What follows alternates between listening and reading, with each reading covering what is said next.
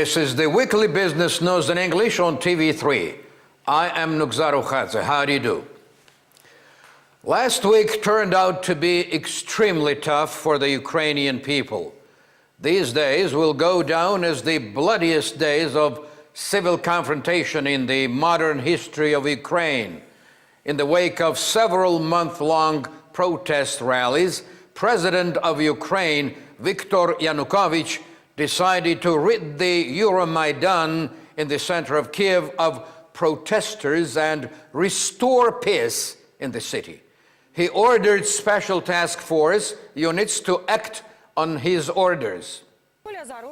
Apart from rubber truncheons and noise bombs, the members of the special units used gunfire against the citizens who were supporting the idea of Ukraine's integration with Europe. The participants in the rally answered the attack of special task force units with Molotov cocktails and cobblestones. During the scuffle, died protesters as well as law enforcers. Unrest spread to other cities of Ukraine. Representatives of the Ministry of Internal Affairs and General Prosecutor's Office declared that the leaders of irresponsible opposition will be strictly punished. The West actively reacted to the events unfolding in Ukraine. Most of the world leaders have requested the official Kiev to settle the crisis peacefully through dialogue. The European Union made a statement that sanctions would be imposed accordingly.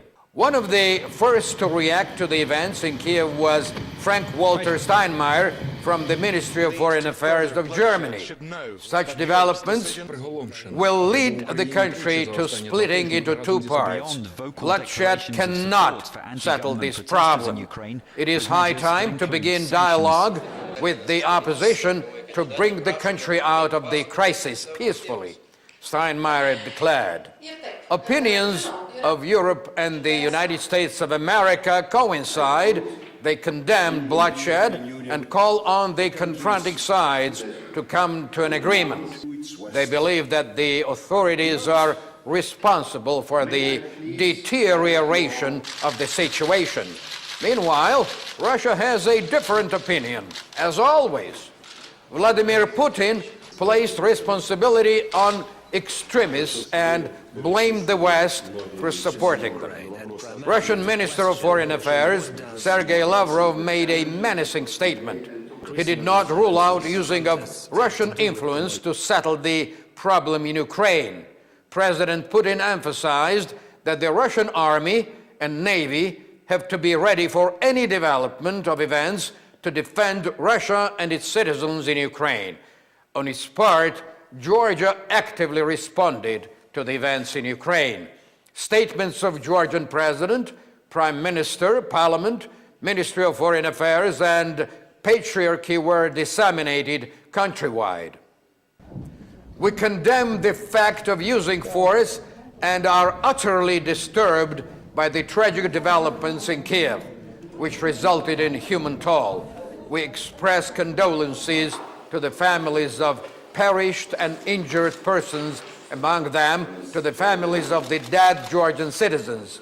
We join the call of international community on the Ukrainian authorities to take urgent measures so that the confronting sides return to the format of dialogue in order to prevent the situation from transforming into a large-scale civil confrontation.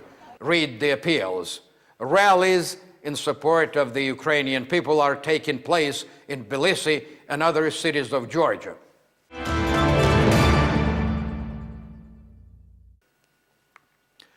David Zankaliani, first Deputy Foreign Minister, stated that appointment of Ryan Grist to the post of Assistant Head of Georgian Mission of Euro Union was not coordinated with the Ministry of Foreign Affairs of Georgia. According to the Deputy Minister, agreement between European Union and Georgia concluded in 2008 does not stipulate that the Euro Union is bound to inform the Georgian authorities on the changeover of the head of the European Union monitoring mission. Thereby, the ministry lacks levers of influence on the monitoring mission. Previous administration of Georgia has accused Ryan Grist of spying for Russia. During the Russian-Georgian War of 2008, he served as a deputy chairman of OSCE mission in our country and blamed Georgia for attacking Tskhinvali. On the very first day of hostilities, Greece crossed the marking line and arrived in Tskhinvali. At that time, Greece was dismissed from his post. A few days ago, Ryan Grist was appointed an assistant head of Euro Union mission in Georgia. After participating in the international operations of NATO in the Balkans, Persian Gulf, Afghanistan, and Africa, Georgia may become the contributor of military missions of the European Union. Euro Union proposed to Tbilisi to take part in military operations in the Central African Republic. David Zankaliani, First Deputy Minister of Foreign Affairs, believes that Georgia's engagement in the operation conducted under the aegis of European Union is very important, since our country should be consumer of European security as well as it is a contributor. According to his statement at the Vilnius summit, the Georgian side has signed the agreement with the European Union on participation in the crisis control operations. In the words of Irakli Alasania, Minister of Defense, European Union has applied to Georgia with this request, since Georgian armed forces have appropriate battle experience and high professionalism. Former as well as current authorities of our country view Georgia's participation in the Afghan mission as one of the substantial dividends on the road of integration with the NATO. In the wake of activation of the Agreement of Association and Integration with Europe, participation in the operations performed under the aegis of Euro Union acquired topical implication. The Georgian army will be one of the main contributors in the instance as well. Naturally, if it helps bring our national interests closer to European Union and uphold Georgia's integration with Europe, it should be lauded. It is more so because the fight against the foe in Central African Republic is the confrontation between the civilized world and the fundamentalism. As of 1990, Georgia has been actively engaged in international missions. First, Georgian peacekeeping troops were deployed in Kosovo. After that, there was the Persian Gulf. Starting from 2003, for 5 years, the Georgian servicemen have been fighting side by side with American and British militaries in Afghanistan. As of 2004, Georgia participates in ISAF operations. From 1999 till today, Georgia lost 38 servicemen in international missions.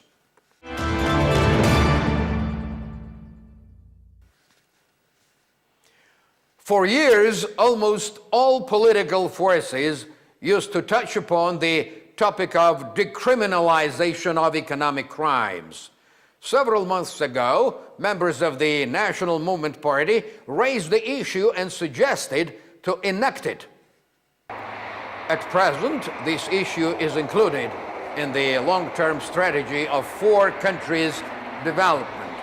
Georgia 2020 reads, tax management will be made easy, tax sanctions will be optimized, and certain categories of economic offenses will be decriminalized. But despite this entry, the Minister of Finance is not sure how and to what extent the sanctions against financial offense will be simplified. If we had exact decisions, we would not only have included them in our strategy, but we would introduce amendments in respective legislative acts.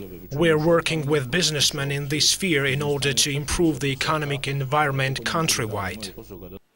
Members of the parliamentary opposition remind the government about its suggestion, adding that they don't believe in actual decriminalization of economic offense.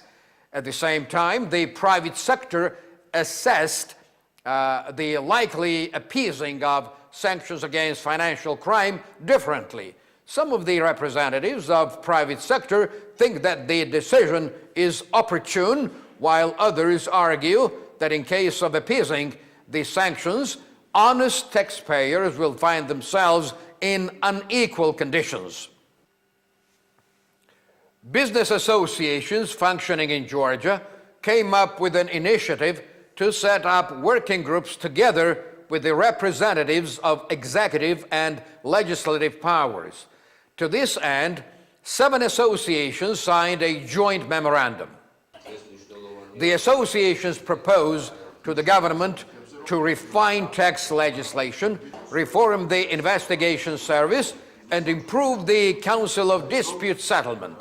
Other business companies also attended the event. We offer cooperation to the Georgian government, the Prime Minister and his team. We would like to propose our opinions connected with the problems we meet in our business activity. We have concrete suggestions for overcoming concrete issues. Georgi Chirakadze, president of the Business Association, said. The Georgian government and the World Bank organized a forum at Courtyard Marriott in Tbilisi. The subject matter of the forum was Strategy 2020. The key topic of the strategy was the long-term program for the country's economic development. Prime Minister Irakli Garibashvili told the journalists that the country's economy is the most intricate challenge. And in the said strategy, the government has worked out specific plans of economic development. He stressed that the rate of economic growth must affect the lives of all Georgian citizens. The government has elaborated the strategy of country's long-term development up to 2020. Besides, together with the Ministry of Economy, we are working out of a short-term action plan of building up of local industry. Today we had a presentation of this document. We listened to the assessments and consultations of foreign experts. I want to reiterate that a number of difficulties and challenges remain in our country. I would like our population to have full information in this regard. According to Irakli Garibashvili, geographic location of Georgia shouldn't be used only for transit. Georgia must become the logistic hub of the region. For that purpose, we need well-developed infrastructure, healthy energy sector, high level of services, and competitive personnel region-wide. We must become more competitive, and we have to diversify our export. Actually, economic growth of Georgia in recent years was not linked to the increase of compatibility. It is obvious that we must boost compatibility and diversify our export when we enter new markets. At the same time, we think to substitute import by means of subsidizing local products. To that end, we need to develop infrastructure and use our transit potential in full. The Minister of Finance also touched upon the topic of strategy of economic development. According to Nodar Khaduri, the figures that are recorded in the strategy will be accomplished in due time. He commented on the memorandum of the Association of Businessmen and said that the Ministry of Finance has been in close communication with the Business Association. He said that the strategy elaborated by the government and the concepts of the association coincide in a number of points. He said he was always ready to cooperate with the businessman. An agreement was concluded between the Ministry of Energy and company Hydrolea. The agreement was signed by the Prime Minister of Georgia and Vladislav Dudolensky, executive partner of the company. The company undertakes to build 3 hydro stations in the municipality of Mestia. Such infrastructural projects are very important for the country. On the one hand, they will make Georgia energetically independent, and on the other hand, they will employ local residents. They will also solve the problem of migration of highlanders. Just as we have mentioned on our presentation, the investment has already started. It's a cluster of power plants, 6 altogether. Today we have signed a memorandum for the last 3 for now. We are putting in operation Akhmet, which is a 10 megawatt, very soon, in 2, 3, 4 weeks maximum. And then we hope to continue our investments and until 2017-18 to operate about 50 megawatts here in Georgia. It's a Bulgarian company, a Bulgarian investment.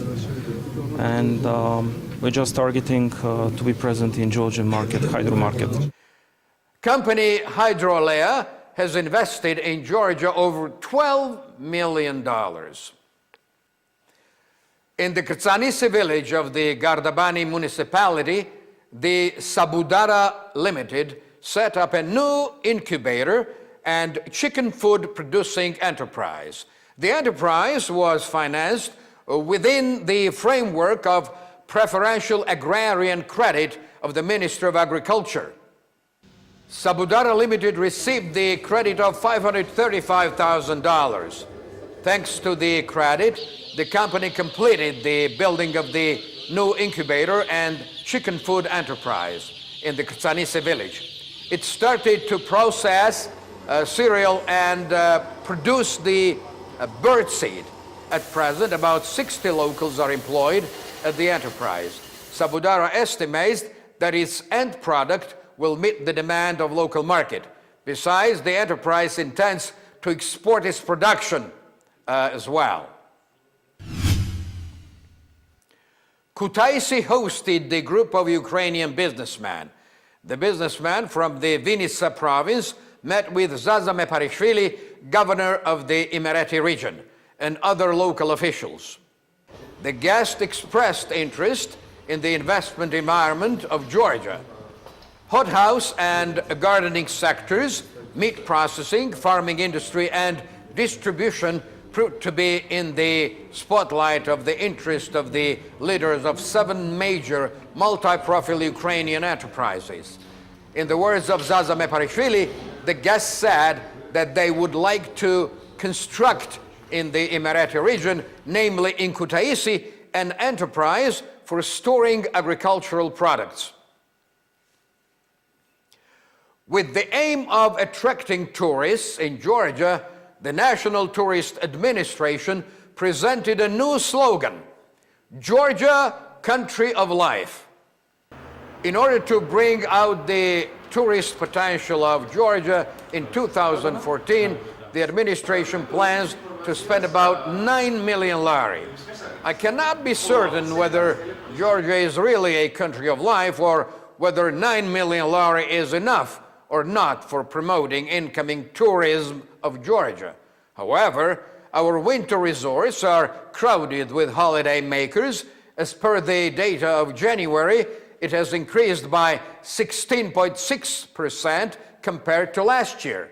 Our correspondent, Kote Mosize, is reporting from one of the most popular winter resorts of Georgia.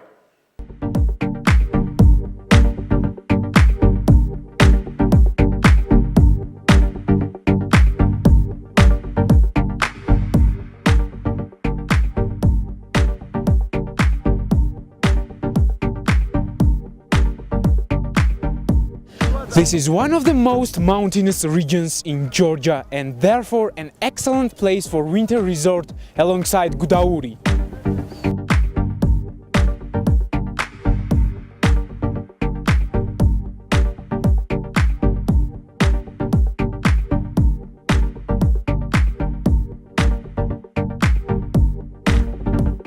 Tourism is deemed to be a sizable part in the future Georgian economy.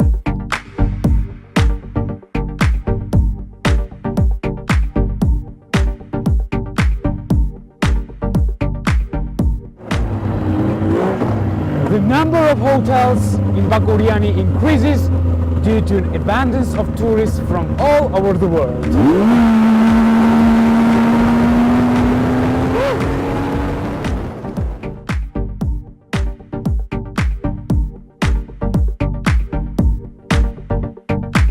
Nowadays, the average price of hotel room for couple is 100 laris. Consequently, the ski renting business is blossoming here.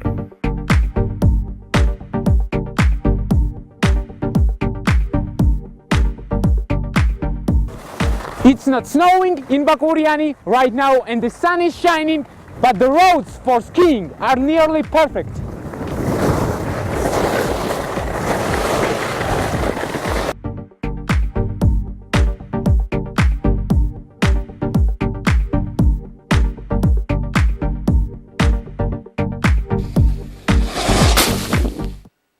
Well, it is good to think that Georgia is a country of life, but the bigger truth is that serious success in tourism business might really corroborate this attractive message.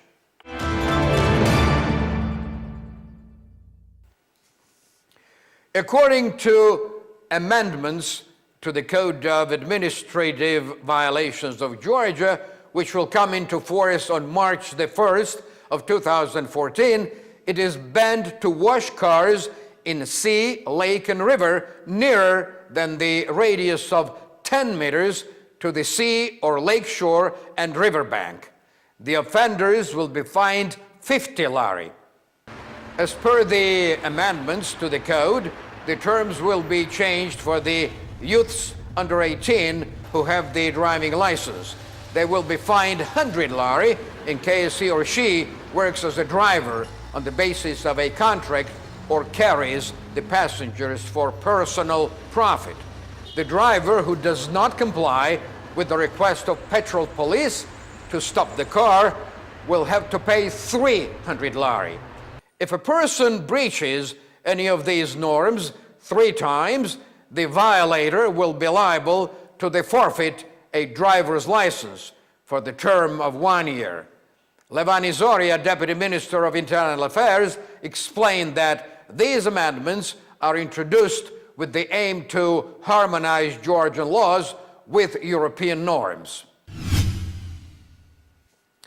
Instead of administrative regulations, criminal code may be enacted against the realization of synthetic homemade narcotics. These amendments will be introduced in the law on the fight against drug-related offense. Sale of drugs at pharmaceutical outlets will result in the forfeit of pharmaceutical licenses for 10 years. Great number of so-called combined preparations is flowing in, and homemade narcotics are made out of them. According to our regulations, sale of such preparations without prescriptions will be strictly punished, employees of the Ministry of Internal Affairs stated.